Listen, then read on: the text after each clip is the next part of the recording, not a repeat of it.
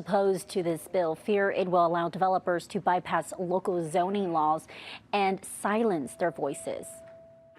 Maritza Tefer has called this North Phoenix neighborhood near 40th Street and Shea home since 2011. I love this neighborhood. We have really good relationships with our neighbors. One of her neighbors is a Catholic church who she says has been trying to build housing on this lot of land for years.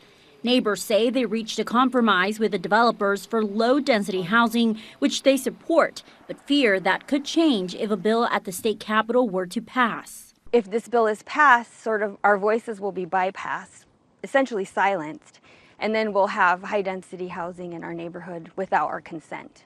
House Bill 2191 is making its way through the House. The bill's sponsor says the legislation would create more affordable housing in our state by allowing religious institutions to build housing developments on their property. Developers on church lots would have to follow local guidelines, but jump through less hurdles. It's something some residents believe is anti-democratic. This bill would just basically ignore the citizens' vote and override it.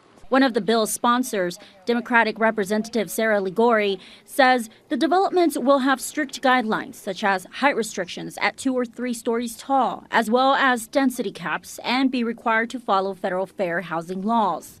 We're also told 40% of the units should be designated for low income, and a church will give up its tax exemptions for the developed land.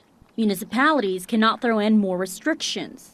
I think zoning should stay at the local level where the city planners and the developers, the religious organizations, and the community members all have input. Representative Ligori sent us a statement saying, in part, housing is the #1 concern from constituents. She supports policies that expand housing options because Arizona needs solutions that make our communities more accessible and affordable. The neighbors we talked with have organized a protest. It is set for tomorrow at 7:45 a.m. outside the state capitol. Reporting live in the newsroom, Casey Torres, Arizona's Family.